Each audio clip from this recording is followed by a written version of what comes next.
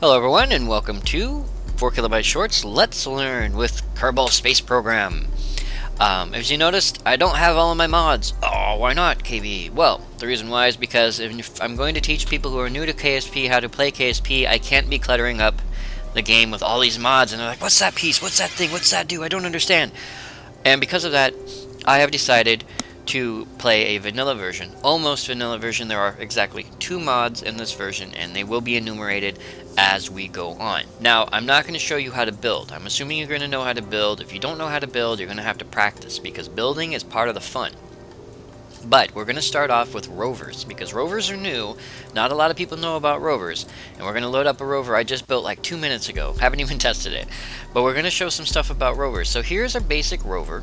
It's a Kerbal Rover, which means it has a Kerbal in it. You can use non-Kerbal pods, you can use little mechanical brains, depends on how you want to do it, but for the purposes of this, let's learn, we need a Kerbal for this, and it's very important.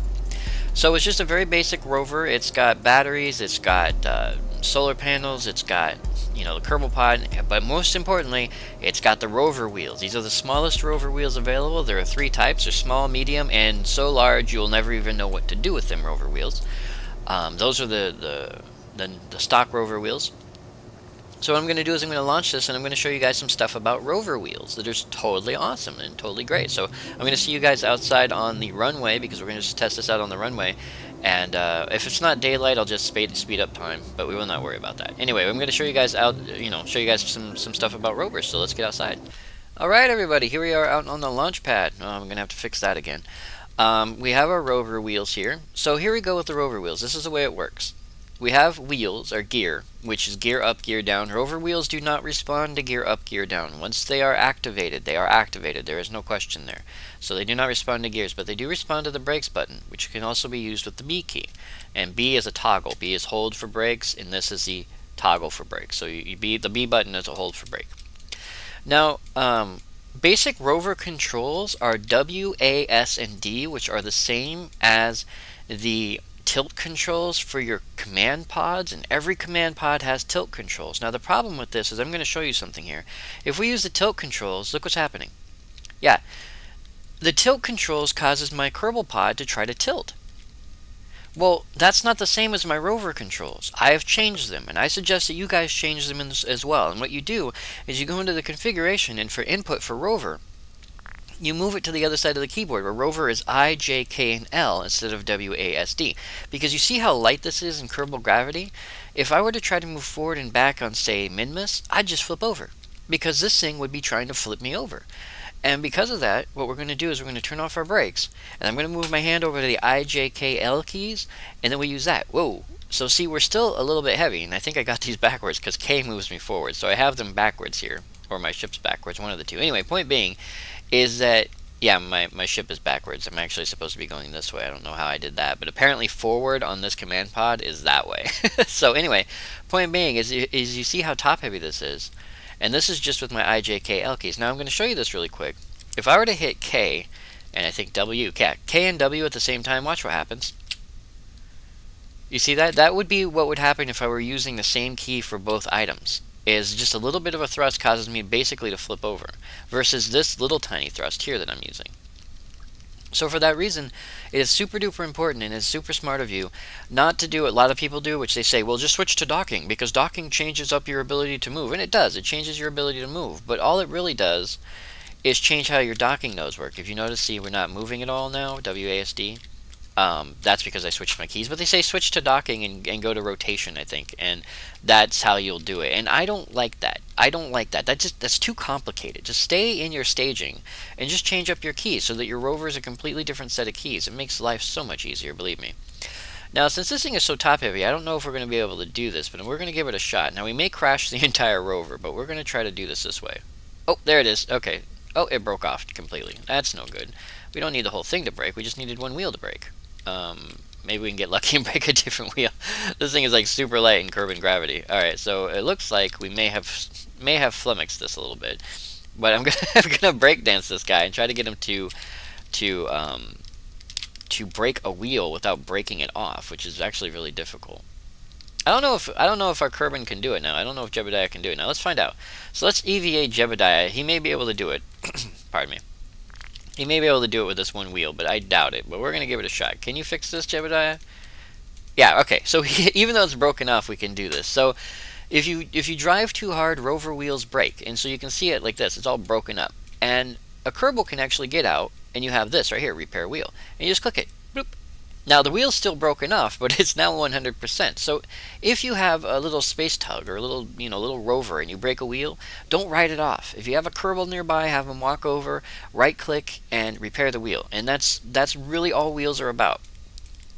And that's how rovers work. So the two most basic things, wheels can break, right click to repair as long as you have a Kerbal, and change your keys. I know people say, well, go to docking and staging it. No. Too complex. Rovers have their own key sets, just like Kerbals. Like WASD on a Kerbal makes him walk around. If you switch him to his RCS mode, it makes his RCS thrust, provided he's like moving around. See? So because of that, get up. What you want to do is you just want to change the rover keys around to where I, J, K, and L move your rover, which will be opposite of using your RCS. And it'll help you out later too. Like if you have a rover that's in semi-light gravity and you have RCS on it, now you can move your rover and use your RCS separately. So you can like drive around, and if you find you're like flying off a cliff and you're like, oh, if I thrust a little bit with my RCS I can fly, I can fly over, then you do that. That kind of thing. So it separates the keys. It makes it so much easier. Absolutely. Very simplistic, I know. There are 3 sets of wheels. Experiment with all 3 sets. These ones are the tiniest ones and easiest to break. There's the big rubber air ones, and then there's the gigantic tank-looking wheels, which if you can figure out a way to use them on another planet, kudos to you, believe me. So that's going to end this portion of the Let's Learn. If you guys have any more questions about rover wheels and how they work, they're very simple things. They just have a couple extra features. But we'll go ahead and put it in the comments, and I'll do a follow-up or something. But for the most part, that's it. That's all you really need to know about rover wheels, is just switch up your controls and right-click to repair. And that's it. So we're going to go ahead and head back inside, and I'm going to show you a couple more things about KSP that are totally awesome. So I will see you guys there. Alright everybody, here we are back inside the vehicle assembly building for rockets, and we're going to move on to the next portion of our Let's Learn. Now I did mention that we do have 2 mods installed in this vanilla build. These 2 mods are specific to what we're about to do, a little bit. One's specific, one's not. Anyway, point being is, Josh J5 Hawk, very wonderful guy, just started playing KSP. Go watch his videos. If you're tired of watching me just, spin around dreads and stuff, go watch his videos. Absolutely. I enjoy them. I even enjoy his Minecraft, and that's something I don't ever enjoy.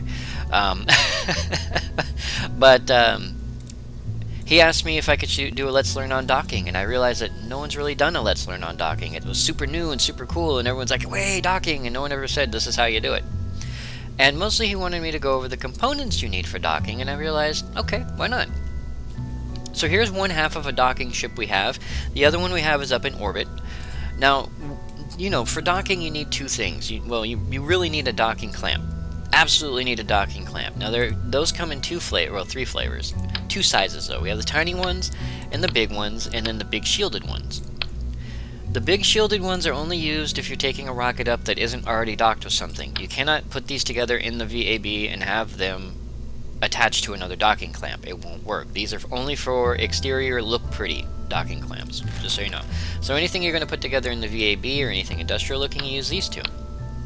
The other thing is even though these will attach to each other in the VAB, they will not dock to each other outside. Do not be fooled by this. If you think that this is what's going to look like outside, you are going to be in for a world of hurt. These will only dock to nodes of the same size, so you always have to remember that. So a tiny one will only dock to a tiny one, and so on and so forth. Now, the other thing is docking clamps are not 100% stable. So you need, I don't have it on here because it's vanilla, but you need some kind of stabilizer if you're going to build a rocket made up of docked parts. And for that, I absolutely recommend the Quantum Struts mod, because that creates stability between 2 docked parts for just a teeny tiny bit of power. You don't need them, for like you don't need them for like a space station or something, but if you're going to build a rocket ship made out of docked parts, it's absolutely something that you need. Another thing you absolutely need while docking are lights. In 0.19, they had light occlusion, meaning if you're behind Kerbal, behind Dres, behind another planetoid of some kind, it is going to be pitch black. You will not see what you're aiming at. You need lights to illuminate it. You need lights on both sides. Now, you only get 2 lights, these round ones and the square ones, in the stock version, but they work. These lights are actually too many. It will actually over-illuminate what I'm aiming at, but they're stock lights, so I'm coping. Now, apart from lights and the correct size docking clamps, you need RCS fuel, and you need RCS units. Now, the RCS units have to be perfectly lined up, so you have to turn on your angle of snap, and you have to make sure that they're perfectly lined up. If they're off-center, your ship will be off-center. You will not be able to dock properly. It is impossible. The other thing you have to worry about is we're going to go ahead and rip this off so I can show you this. Oop, that was not right. We need to rip off the whole thing. Okay. So this is what we're going to be docking with, and what you need is, if you look at my center of mass, it's way down here. Now, what that would normally mean is these 4 thrusters should be down here to where my center of mass is basically equidistant between, like, these two, so it's, you know, this far, and then it would be about this far, so about here. Except by the time we get up there, this will have shifted forward because our fuel reserves will have gone blah blah blah blah blah blah blah blah. So what I've decided to do is put the thrusters at the nose and the tail. This is not 100% perfect. I know this for a fact, I will rotate sideways when thrusting sideways. It's inevitable, it cannot be helped, there's no way to fix that. Sometimes you can get lucky, and you can get an almost perfectly balanced RCS ship. If you get that, keep it, it's wonderful. If not, it's just something you're going to have to deal with because of the way RCS works. Now, the next thing you're going to need / want is this. An SAS unit, this little guy right here. Now, I'm going to complain a little bit about SAS because there are 2 types of SAS. There is SAS, which is this, and this, and this. And then there is the Avionics Package. Now, the difference between these 3 little guys and this guy is this guy here, which is used for space, uses these and this fuel to steady your ship. So if you're twisting sideways and you need to not twist sideways, so you turn on your SAS, it will thrust to in the other direction so that you go in the other direction. But then it'll say, oh crap, we're going in the wrong direction, and it'll thrust back the other way. And it'll keep doing that back and forth until it finds its center. Well, as your ship is not perfectly stable or perfectly centered, you will never find your center. So you'll just go until this reads 0. And now you're out of RCS fuel. You can't dock without RCS. You cannot. Don't try. The only way to do it without RCS is to use your engine, and what that requires is you to point that way and thrust, and then point that way and thrust, and then point that way and thrust. Terrible. Don't do it. But this is very wasteful. But I suggest putting it on your ship, if only because you have it in case you need it. But don't use it unless you have to. Your other option, and the option I love the most, is your Avionics Package. The problem with the Avionics Package is, as you notice, there's only one place you can put it, and it's not really, you know, good for docking because it's considered a nose cone. But what I love about it is that it does the same thing as SAS does, but without using RCS, and it's sort of like an airlock, and not airlock as in an airlock transferring between nodes. I mean, it locks you in position. So if you're twisting sideways and you have this on here, and you hit SAS and you turn it on, your ship just stops moving. It's just boom, done. It stops moving. It won't twist, it won't turn. Even if you try to force your ship to turn, even using RCS forcing your ship to turn, this little guy will hold you in place. It says, no, we are not moving. You said stay here, we're staying here. I love this little guy for that. But because he is a nose cone, he's very hard to find a place to put on your ship. But if you have a choice between this SAS unit and this little guy, and you can put him on there and still have a docking clamp, use this guy. He saves fuel, he's super efficient, super easy to use, and he's kind of cool looking. So, those are the parts that you need to basically build a docking ship, a ship that can dock. It's the clamp, the lights, the RCS, a stabilizer of some kind, and the fuel for the RCS. Other than that, you really don't need anything else. There is a mod, as I said, that I've installed that makes docking 10 million times easier, and we will demonstrate that when we get up high. One other mod that I wanted to show you is this little guy right here. Now, I've never used this guy before until this Let's Learn, so I kind of learned it myself, but it is the Kerbal engineering system. Now, this is an alternative to Mechjeb, and I know a lot of people out there are going like, oh my god, Mechjeb, it's like a cheat, it's got so many things, and you just push a button and it flies your ship for you, and oh god, it's terrible. Well, I don't use Mechjeb for that, for the most part. I use it for information. I need data. Give me numbers. Kerbal engineering system is that. It is numbers. So, like, if you take one of these little guys here, and you plop it on here, and it looks kind of cool, you get this. This is what Mechjeb gives you inside the VAB, which is, it shows you, well, cost is pointless, but it shows you the mass, it shows you the ISP, not important, thrust, not really important, but it does show you these: delta V, thrust to weight ratio, and time to burnout. These are super helpful when building a ship. The American shuttle, the American Space Shuttle, requires a thrust to weight ratio on the ground of 3.0. That is its thrust to weight ratio. I looked it up. Because of that, having a ship below 3.0 thrust to weight ratio is inefficient. Having it above 3.0 is also inefficient, but 3.0 is kind of what you're aiming at. So if you look, we have like 2.13, 1.56, 1.56, and 2.48. But we have delta V right here. And now this is the surface delta V, which means in atmosphere at Kerbal surface, which is why it's really low.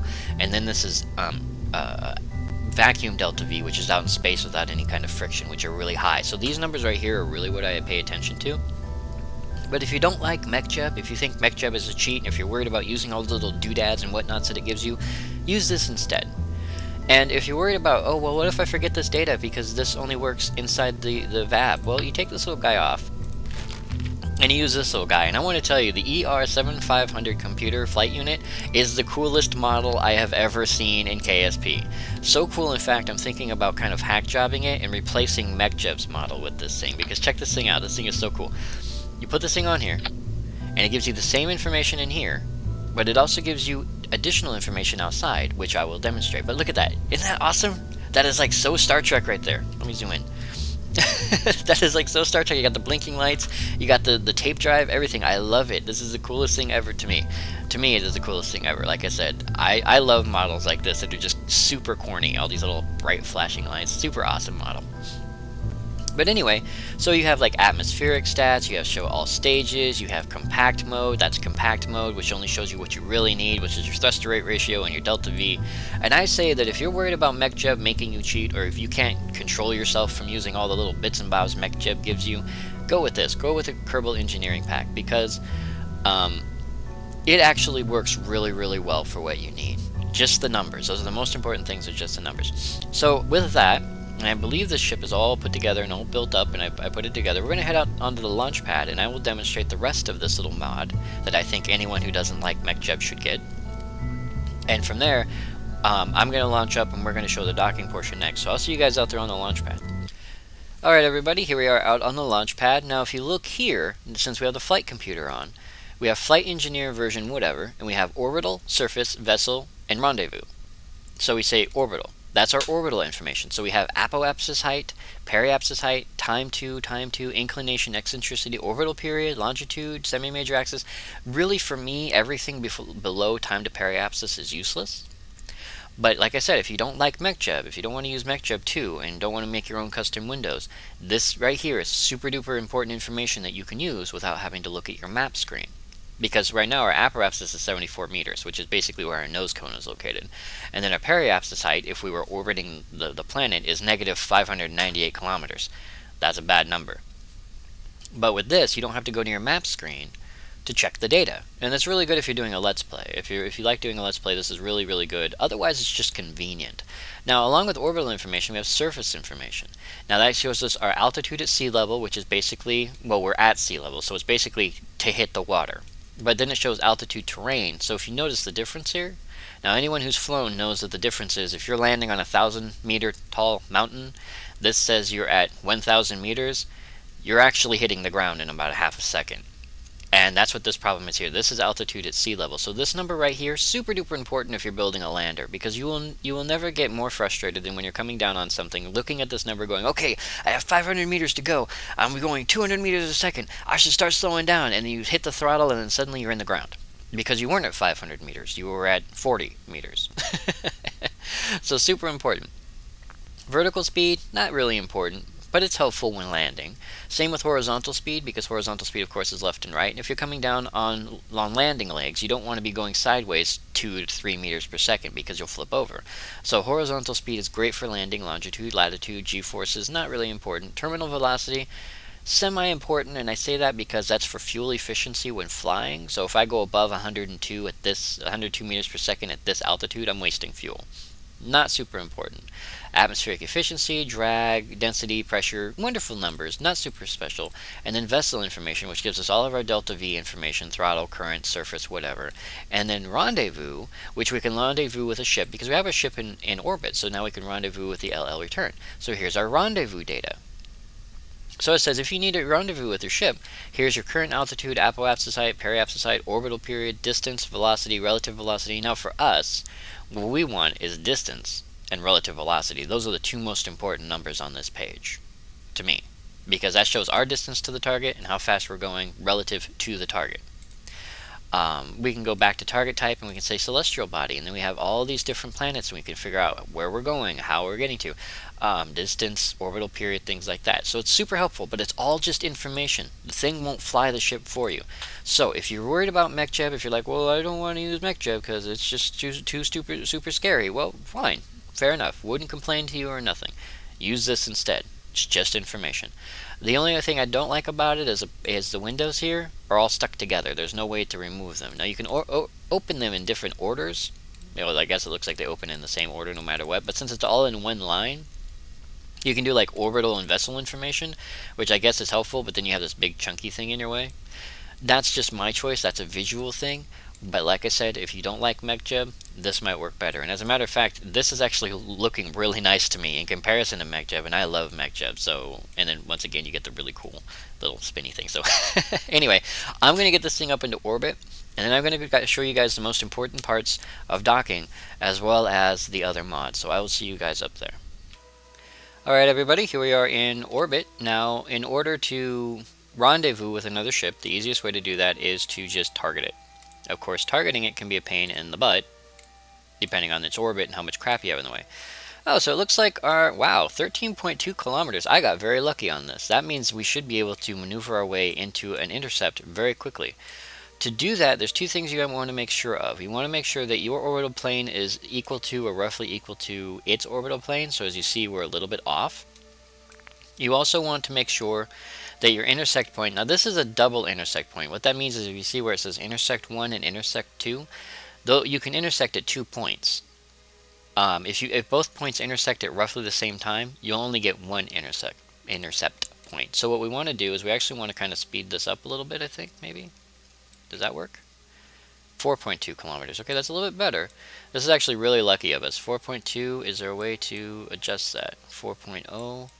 What I'm doing now is I'm just adjusting the node to where we're evened up. Let's see. Which way do I want to go? Do I want to go that way instead? That might be better. Oop. There we go.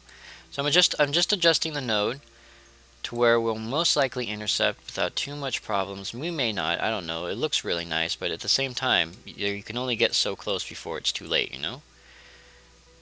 You really want it to intercept about 1 kilometer, not much more than that. Yeah, so it looks like we're not going to really make it, unfortunately. So we're going to split the nodes up and see if we can get a better intercept later. Because it doesn't have to be perfect. 11 kilometers by 28 kilometers, that's no good. Let's... 9. So it looks like our closest approach is going to be around here. What else we can do is we can do this. Now what this is doing is I'm basically just moving where we're going to burn and how long we're going to burn. 7.2. What if I... 13? Not good. 8 by 7. So yeah, this is how you set up a maneuver node in order to intercept. This is going to take me a little while, but I just wanted to tell you guys. And double left clicking on a planetoid, it makes maneuver node editing so much easier when it comes to docking with another ship. But I just wanted to show you guys this is how you do it. You basically just fiddle about with your waypoint until such a time as you can get an intercept with your ship in question. If you're not sure how to do that, another way to do it is you see where this descending node is. We're at negative 0.6 degrees off. What you can do is you can add that, and you can do something like this, where you adjust your maneuver node to where you're in line, and that's usually your first step. Always do that first, especially if you're really off center, and that way any maneuver node you get from that point on will be much more accurate than it would be normally. But as I said, we're going to have a little bit of difficulty getting this exactly right. So I am just going to go ahead and fiddle with it a little bit, see if I can get something really good going on. This might actually be it, or close to it. And then I will see you guys when I get a good node going on, if this isn't it. 0.9. Hey, there it is. There's our good node. So 0.5, and if we do a little bit more, 0.4, and I'm going to leave it at that. That's 400 meters. But if we were to go around at 400 meters and not do anything, we would then end up at 26.1 kilometers, and then that distance would continue to separate. So you don't want to worry about your secondary node if you have two. You just want to worry about the closest one. So in that case, we're just going to point our nose at this little blue triangular crosshair here, and that's going to be where we burn in 12 minutes to get our node proper. So I'm going to do that, and I will see you guys when we're on the opposite side of that burn, because I don't want to waste too much of your time doing this map stuff. So I will see you guys there.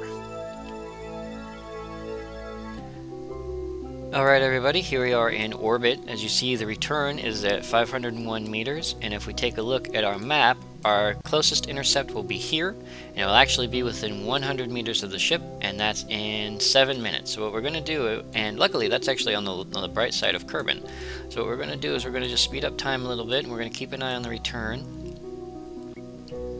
because we will slowly speed up. As you see, we're in a slightly different orbit than they are, so we will speed up slowly.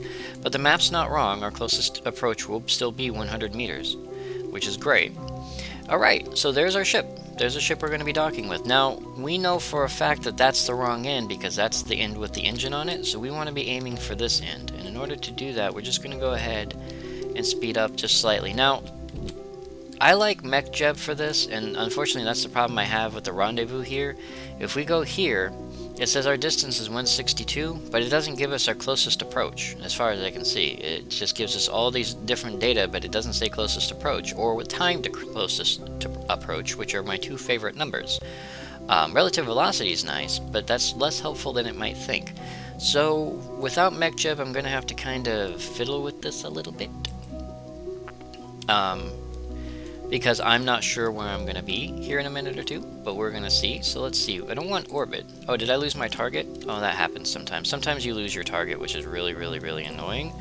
Hopefully we can fix that. No. Can I set this target this way? Eek, eek, eek, eek, eek. Come on. Okay, so we lost our target, which happens from time to time in Kerbal Space Program. I do not know why, it just does, but it looks like... yeah, so we're gonna have to figure out a way to do this. Come on, give me the right ship. Not the moon, give me the right ship. Yes, alright, so we just reached our orbital whatever, our closest approach. And what I'm gonna have to do is we're doing 2 meters per second, so I'm gonna have to flip around really quick. I don't know why Kerbal does that, why sometimes you lose your target. It happens. It's just part of the game. It's alpha, so you just have to cope with that. Alright, so now all we want to do is just kind of make our speed go as close to 0 as possible. You'll never get exactly 0, but closer is better than not. Now from here what we want to do is, here's where the other mod comes in.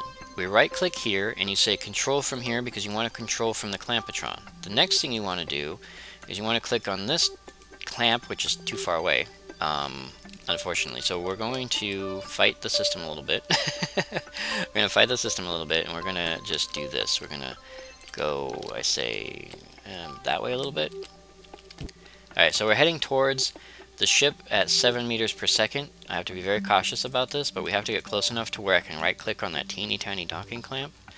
And so what we're going to do is we're just going to flip over like this, and we're going to speed up time a little bit, and hopefully I won't hit them. Okay, we're going to come pretty close, but not so close as to be detrimental. Alright, this would be so much easier with Mechjeb on my side, but once again, for those of you who don't like Mechjeb, I did bring the other one to show that it can still be done. Alright, so now what you want to do is you want to click right here on the clampatron, and you want to set as target. Now the reason for that is, here's the other mod. Right click, activate docking camera. This is Romfarer's docking camera from the laser mod, and that's laser, L-A-Z-O-R. You don't have to get all the laser mods, you can just get the docking camera and it works perfectly fine. That's all I use. Now what we want to do is, we're facing the wrong way. We don't want to hit it, so we want to kind of... oh, okay, there it is. There it is. Alright, we want to kind of straighten ourselves out in comparison to him, but not perfectly so. So like so, I guess. And since we're lined up a little bit too close, here's where the docking portion comes in. So we're going to switch to docking. We don't want rotation, we want inclination, or linear, L-I-N, linear. Turn off SAS, turn on RCS. You never want to have your SAS on if you can help it. Alright, so what we're going to do is we're actually going to translate backwards. Reverse our translation just slightly, so that we can come around and dock with the nose. And I switched these keys around a little bit. At least I thought I did. Apparently they did not take. That is upsetting to me. But that's okay. You can change the keys up if you want. I did. I like my keys better the other way, which is with shift being forward thrust and control being reversed rather than up and down. But that's me. You can use default, totally up to you. But if you notice now that I'm thrusting up, if you see that we're actually rotating up, that happens if you're not careful. Since we didn't build the rocket 100%, we're not 100% on here. And why am I going the wrong way? I have no idea why, but we were thrusting in the wrong direction for some reason. That's okay though. Now from here, if you get stuck like this, you can switch over by using the spacebar to hit rotation. And because the ship is so light, we don't need to waste our CS fuel doing that. So we can bring our nose down. Alright, so there's the ship in our sights, I guess you could say. Now what all this stuff here on the screen means is that's the nose of the ship, this is the nose of our ship, that's our relative speed. Over here, the red is how we're thrusting in comparison to what we're pointed at. So this is our nose, this checkered line. This is his nose. This is our relative thrust. So we're actually thrusting up and to the left of him. In order to get everything lined up perfectly, you have to have everything lined up perfectly. You also have the option of using chase cam if you want. It's totally up to you if you want to use chase cam, depending on how you started your docking.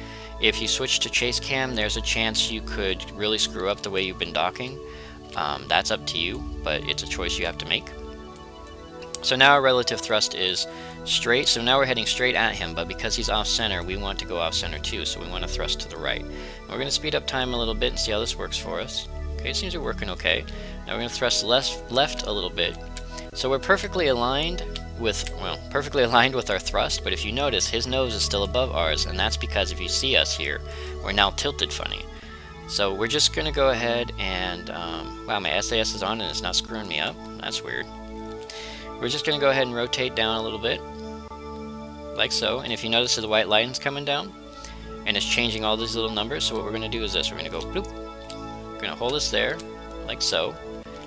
Wow, okay, so this ship actually, the SAS on here is actually doing good for us. That's really weird. That's new. I've never had that happen before. But we do need to thrust forward for a couple of reasons, because we're losing ground. Yeah, we're losing ground on him, so we want to thrust up. So there we go. So we're coming down and towards him.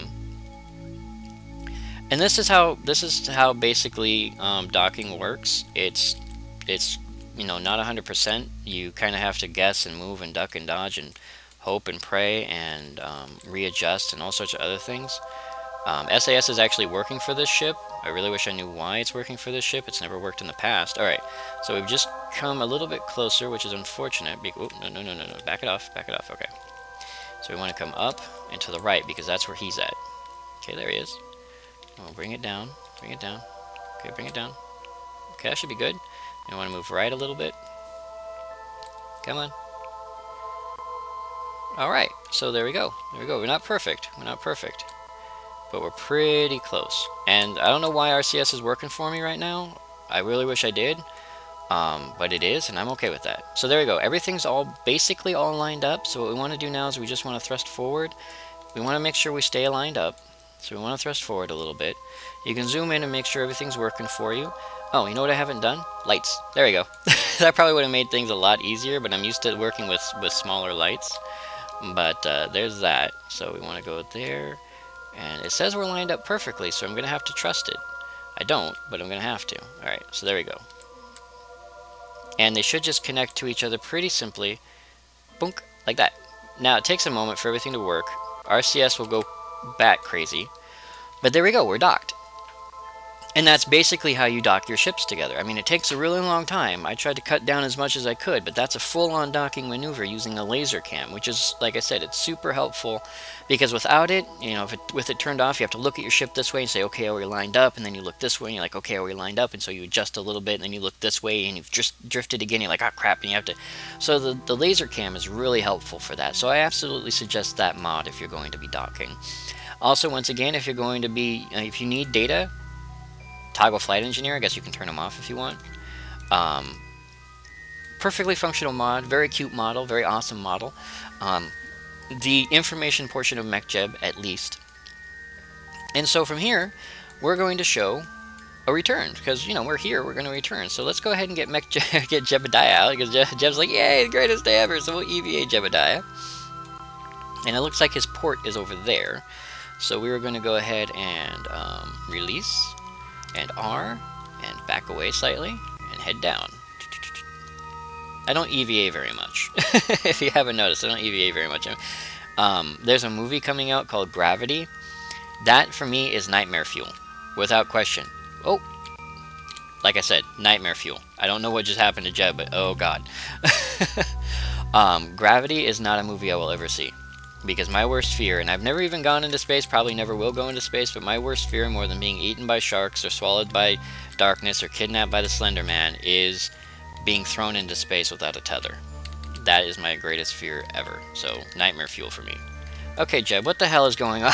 So Jebediah doesn't seem to want to get inside his boat. How much fuel you got? 93? Okay, we can do this a few more times. It looks like Jeb's being kind of a pain in the butt, so until I can get him inside... Let's go ahead and, actually, let's do this. Let's get Jeb kind of chilling here a little bit. Or let's get him grab hold here. Yeah, let's get him back inside here, because I think what might be going on is that fuel tank might be in the way. So let's get him, yeah, get inside and board. Alright, now we'll quick save, and we're just going to jettison this fuel tank, because I think that's what the problem is. So goodbye, fuel tank. Alright, so that makes our life a little bit easier. Should. Now, Jeb shouldn't have as big a problem getting into the ship. Jeb, what is wrong with you? Why are you acting weird? Stop acting weird, Jeb. Come on. He's like, I don't know. You're not using any mods. I'm all confused. Alright, we'll get you inside, Jeb. I promise. Come on, buddy. Can you grab now? Nope. Jeb's like, nope, not doing it. It is not happening. Alright, well, maybe we have to undock. I don't know. Or alternatively, well, we just took off the mechanical... No, we didn't. No, we didn't. No, we didn't. So once again, we're going to try this one more time. He will orient himself to the equator, which I guess is great. Now, board, Jeb. Now let's, oh, we're still, okay. So we're learning why Jebediah is being such a dork. So here we go, we'll rotate this way.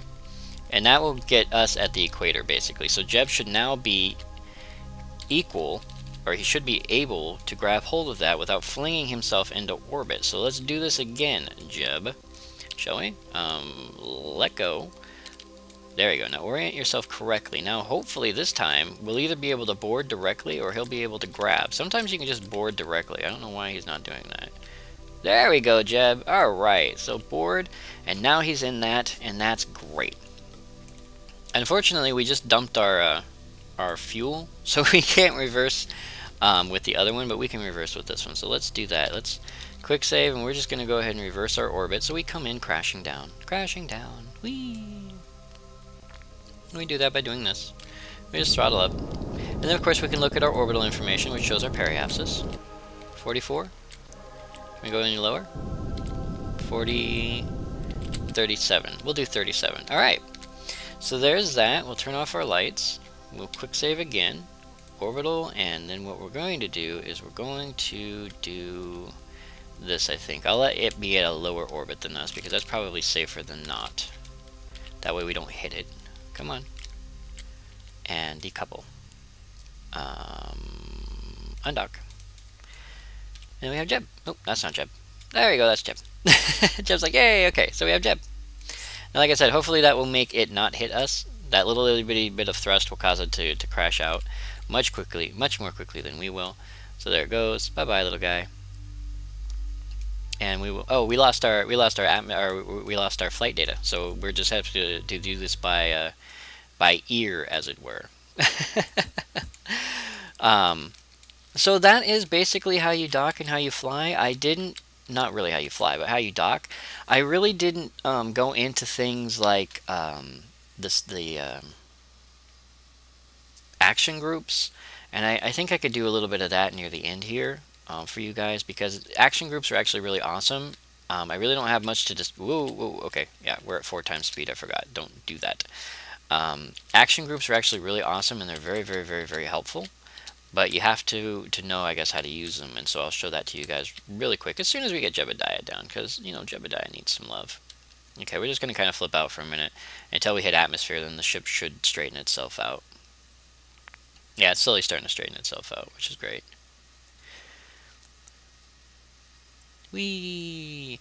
Another mod that you may be interested in, but I would not suggest for beginners, and I don't even suggest it for me because I've only ever had one successful use of it without killing my Kerbin, is the Deadly Reentry Mod.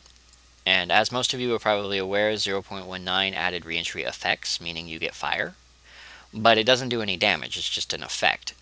The Deadly Reentry Mod uses that effect to adjust temperature on items and blow them up if it exceeds their temperature, their temperature rating. Because of that, if you don't have a heat shield, your ship will explode. Even if you have a heat shield, your ship can still explode. So you actually have to come in at a decent angle.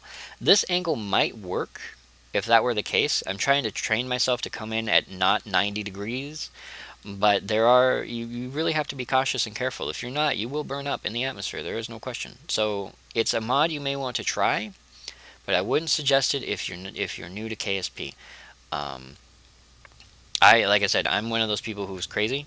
There we go. Okay, so we're starting to get reentry effects. Now, reentry effects, as I said, are just effects. They don't really do anything. So in this case, since this is unshielded and this doesn't count as a shield, what we end up with is all these parts that are currently being heated, like with flames coming off of them, would cause. You know what? Let's take a look inside. Ooh, look at the fire. Would cause those items to explode. They would actually explode. And so you have to be very careful about that. This might have actually have worked for a standard reentry with a heat shield, because the fire is not so bad. But you can get these things burning pretty hot. Alright, and there it is. So there's our reentry. Very basic, very fun, very cute. We're a little off-center because of where the heat's located, or where the battery and the solar panels are located, but that's fine. And this thing is actually balanced really well for coming in like this, and I think that's totally awesome. Alright, we're at 500 meters per second. We don't know where the ground is, so it might be 1,100 meters below us. It might be, you know, less than that. But I really don't want to open my parachutes just yet.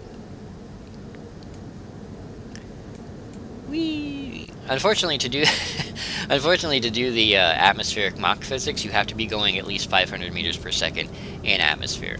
So that's something that we won't be able to demonstrate here. So let's go ahead, and I think that should be far enough for us to do that without too much difficulty.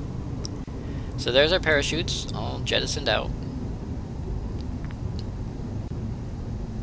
And they should open around 500 feet. And I think it's 500 true altitude, not 500 sea level. That's a big thing too. If some of these parachutes used to open at 500 sea level, so if you were landing on a mountain on a planet with an atmosphere, your parachutes wouldn't open until you hit the ground anyway. So once again, one of those things about altitude is sea level and true altitude that the developers are like, maybe that wasn't a good idea. But this is a basic let's learn, and this has been long enough. We showed the burn-in physics, always good to show that. Jebediah is fine. We're gonna go ahead and head back inside the VAB, and I'll show you one more thing before we go. So I'll see you guys there. Alright everybody, I just put this together really quick. It's a horrible monstrosity, but it gives us some examples. So anything that has a right-click interface can use the action groups, and I'll show you an example of that while we're sitting here as well. I'll add this on here. So this is our flight computer, which is going to show us nothing, but what we can do is it has a right-click interface. So what we do is, in order to use action groups, we just click action groups, and we have stage, gear, I'm going to get that out of the way. We have stage, gear, lights, RCS, SAS, brakes, and abort. Now these are all buttons that are located in the game. Stage is space, gear is G, lights are U, I think Yeah, U. RCS is R, SAS is T, brakes are B, and abort is the big red abort button underneath your, or next to, what pops out next to your altimeter. That abort button. It's kind of cool that you have an abort button. I don't know what you'd use it for except eject all stages or something. I don't know. Aborting like that in the middle of a flight is terrible. Maybe shut down all engines. I don't know. So what we have here is you have custom 1 through custom 10. Now those are your number buttons, 1 through 0, between your function keys and your keyboard. It's not your keypad, it's your actual 1 through 0 keys over here on the left. So what we're going to do is we're just going to set up a few of these. Now the way you do it is you select your button, and then you select your item.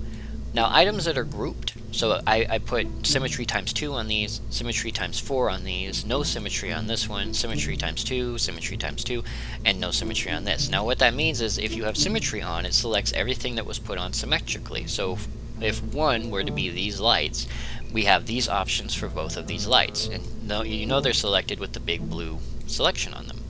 So you have all the options that you could use with the right click. Toggle light, which is turn light on and off, and then you have the option of turning light on or turning light off. So we could say custom 1 is toggle lights. If they're on, it turns them off. If they're off, it turns them on. Then we could say custom 2 is turn light on, and that's all it does, it turns lights on.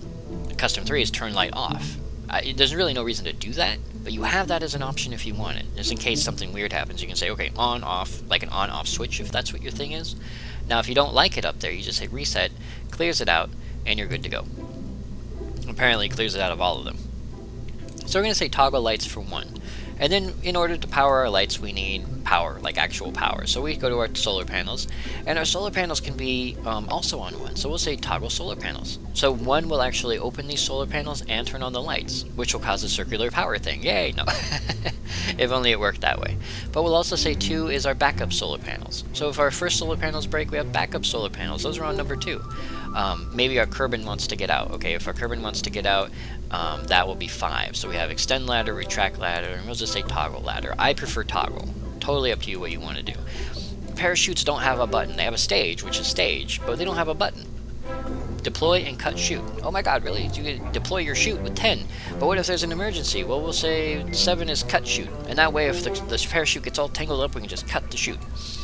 And then somewhere in between there, we say here, and it looks like the E7500 computer doesn't have any abilities. That happens with some mods. Some mods you don't have the ability, although it does have the ability to right click and turn it off.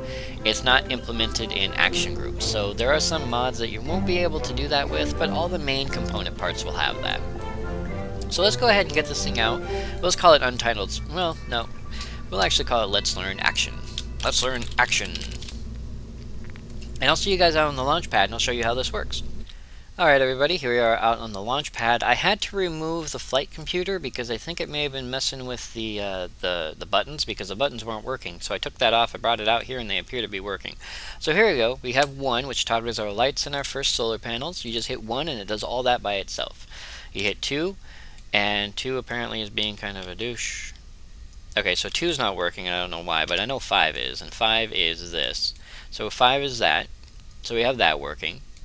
And so it just does all that. And normally you'd have to do that by yourself. You'd have to like right click and retract ladder. Now we have 0, which of course isn't working for some reason. So for whatever reason, I think I may have screwed them up, but some of the action groups aren't working, which does happen from time to time.